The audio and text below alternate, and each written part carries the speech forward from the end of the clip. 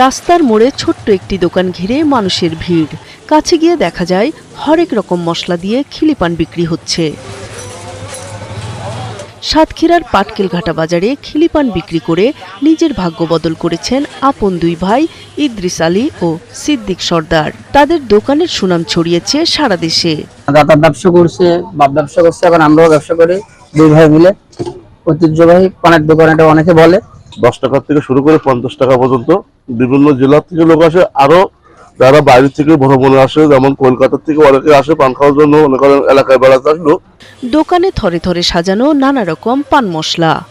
হরেক রকমের মশলা দিয়ে বাহারিয়ে পান খেতে দূর দূরান্ত থেকে মানুষ আসে তাদের দোকানে। আমাকে ফোন করে, দাদা বাংলাদেশে যখন আসবেন পান নিয়ে আসবেন। আমি সবাইকে নিজের জন্য পান এখান থেকে নিয়ে যাই।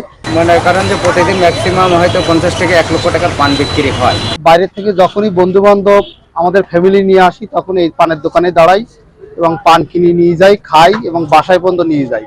তারা বলছেন, অন্যান্য দোকানের পানের সঙ্গে এই পান স্বাদে ও সুগন্ধে পার্থক্য রয়েছে। গরুর মাংসের পরে আমরা সবাই এসে এখানে পান খাচ্ছি, খুব টেস্টি পান।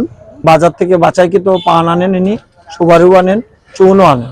এনে নিজের ওনার দুই ছেলে এবং উনি খুব পরিষ্কার পরিচ্ছন্নভাবে পান উনি বিক্রয় করেন। প্রতিদিন দোকানে 3000 থেকে 3500 পান বিক্রি হয়।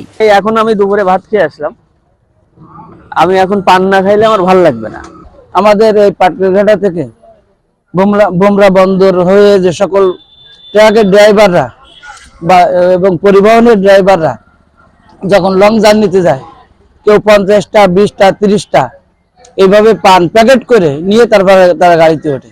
এদিকে পানের গুণগত মান ভালো বলে জানান জেলা ভোক্তা অধিকারের কর্মকর্তারা।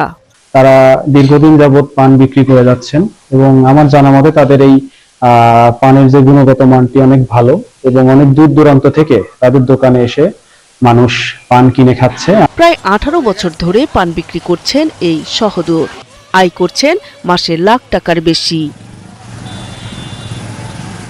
নূর তাজমিন নীর, 71।